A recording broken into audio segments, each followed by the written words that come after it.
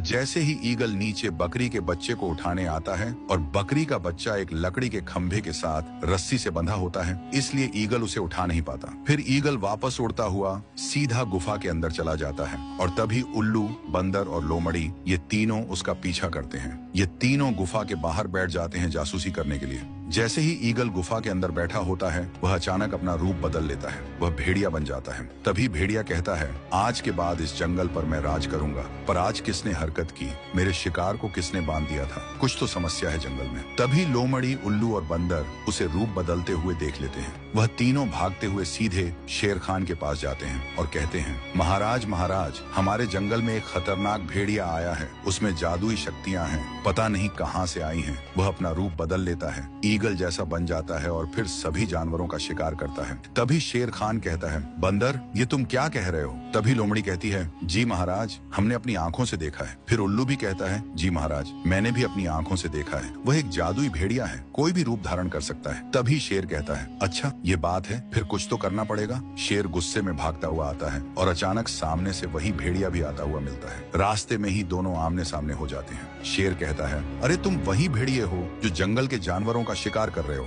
भेड़िया कहता है, नहीं नहीं महाराज, मैं किसी जानवर का शिकार क्यों करूंगा। शेर कहता है, मेरे सामने मासूम बनने की जरूरत नहीं है, मैं तुम्हारे बारे में सब जान गया हूँ, तुम जादुई भेड़िए हो। तभी भेड़िया कहता है, हाँ ये सब मैंने ही किया है, तुम मेरा क्या कर लोगे? शेर कहता है, अभी बताता हूँ मैं तुम्हारा क्या कर सकता हूँ। दोनों गुस्से में आ जाते हैं। अचानक वह भेड़िया एक खतरनाक राक्षस बन जाता है और कहता है, अब बताओ, अब तुम मेरे साथ कैसे लड़ोगे? तुम मेरा कुछ भी नहीं कर सकते। वह राक्षस शेर को धक्का देता है और दोनों लड़ने लगते हैं। फिर वह खतरनाक भेड़िया शेर को उठाकर जमीन पर पटक देता है। शेर मर जाता है। तभी भेड़िया कहता है, आज के बाद इस जंगल पर राज मेरा चलेगा। किसी भी जानवर ने मेरे सिवा किसी का नाम लिया तो उसे मैं मौत के घाट उतार दूंगा। वह सिंहासन पर बैठ जाता है और कहता है, यह सिंहासन मेरे लिए बना है और मैं इस पर राज करूंगा। किसी ने भी मेरे खिलाफ आवाज उठाई तो मैं उसे नहीं छोड़ूंगा। फिर वह सभी जानवरों से कहता है, आज के बाद तुम लोग मेरे गुलाम हो। मेरे बारे में किसी ने कुछ भी कहा तो मैं उसे नहीं छोड़ूंगा। जाओ, शेर की पत्नी और उसके दूसरे बच्चे को पकड़ कर लाओ। उधर शेर की पत्नी